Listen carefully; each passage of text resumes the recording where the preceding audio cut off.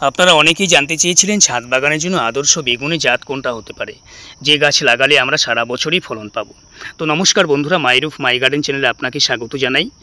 একটা বেগুন গাছ লাগানো থেকে শুরু করে কী ধরনের পরিচর্যা করতে হবে এবং গাছটাকে টিকিয়ে রাখার জন্য আমরা কোন সার ব্যবহার করব, সর্বোপরি গাছের বিভিন্ন রোগবালাই দূর করবার জন্য, পোকামাকড়ের হাত থেকে গাছকে বাঁচানোর জন্য কোন ধরনের কীটনাশক ব্যবহার করব, সব কিছুই তুলে ধরবো আজকের ভিডিওতে, এবং সেটা সম্পূর্ণ জৈব পদ্ধতির মাধ্যমে।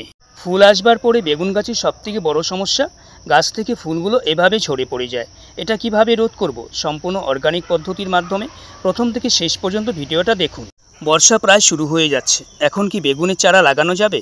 এরকম অনেক প্রশ্ন আপনাদের মধ্যে আছে। আর যদি লাগানো যায় তাহলে কোন গাছ, কোন ধরনের জাত সবথেকে ভালো? বেগুন গাছে একবার ফলন আসবার পরে কিছুদিনের জন্য গাছ ডরমেন্সি পিরিয়ডে চলে যায়। তখন আমাদের কোন ধরনের পরিচর্যা করতে হবে, যে পরিচর্যার মাধ্যমে গাছে আবার নতুন করে ফলন আসবে? আর সবথেকে বড় কথা হলো গাছ লাগানোর জন্য কিভাবে আমরা মাটি প্রস্তুত করব।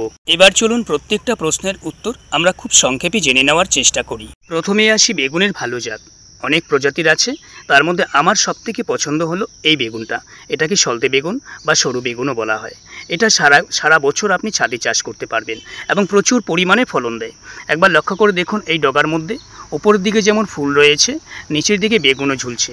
শুধু একটা ব্রাঞ্চের মধ্যে নয়, প্রত্যেকটা ব্রাঞ্চের মধ্যে এভাবে বেগুন ঝুলছে। এই বেগুনটা আপনারা অনায়াসেই চাষ করতে পারেন। এটা বছর মানে শীতকাল বা গরমকাল বা বর্ষাকাল বলে কথা নয়, সবসময় এই গাছ ফলন দিয়ে যাবে। এই 12 মাসি বেগুন বছরের যে কোনো সময় আপনি ছাদ বাগানে চাষ করতে পারেন।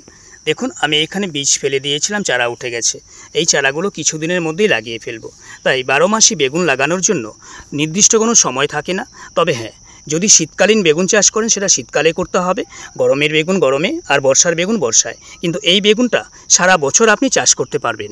গাছের জন্য উপযুক্ত মাটি তৈরি করবার জন্য 50% সাধারণ মাটির সাথে 40% শুকনো গোবর নেবেন এবং 10% বালি মিশিয়ে 10 থেকে 15 দিন মাটি চাপা দিয়ে কোনো একটা পাত্রের মধ্যে রেখে দেবেন।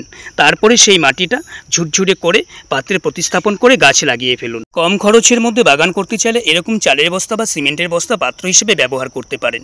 তাই বলে এই নয় যে টব ব্যবহার করা যাবে না, আপনি টবও ব্যবহার করতে পারেন, গ্রো ব্যাগও ব্যবহার করতে পারেন। গাছ লাগানোর 1 মাস পর থেকে পরিচর্যা শুরু করুন। এক্ষেত্রে নাইট্রোজেনযুক্ত সার ব্যবহার করবেন জৈবভাবে।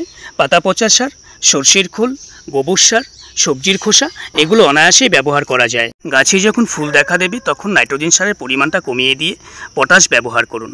পটাশের সোর্স হিসাবে অর্গানিকভাবে কলার খোসা ব্যবহার করা যায়। কিছু কিছু ফুল অটোমেটিকভাবেই ঝরে যায়, তবে বেশি পরিমাণে ঝরতে দেখা গেলে গাছের গুঁড়িতে বোরন ব্যবহার করুন। পোকামাকড় দমন করবার জন্য অর্গানিকভাবে নিম তেলটা গাছে ব্যবহার করে যান, সপ্তাহে একবার করে। পাশাপাশি আপনার বাগানে যদি নিম গাছ থাকে, নিম পাতাগুলো জলের মধ্যে ভিজিয়ে রাখুন 7 থেকে 8 দিন। সেই জলটা সাধারণ জলের সাথে মিশিয়ে গাছে স্প্রে করুন, এতে অনেকটা পোকামাকড় দূর হয়ে যায়। বেগুন গাছের আরও একটা সমস্যা হলো ডগার দিকের পাতাগুলো এভাবে ছোট থাকে, কুঁকড়ে যায়। এটা দূর করবার জন্য সপ্তাহে 3 থেকে 4 দিন গাছে জল স্প্রে করুন, ফোর্স করে করবেন। সেই সাথে সামান্য জল হাতে নিয়ে পাতাগুলো এভাবে ঘষে দেবেন, এতে মাকড়ের ডিমগুলো নষ্ট হয়ে যাবে। গার্ডেনিং বিষয়ে এরকম আরও তথ্য জানার জন্য প্লিজ চ্যানেলটা সাবস্ক্রাইব করে এভাবেই সঙ্গে থাকবেন। সবাইকেই নমস্কার।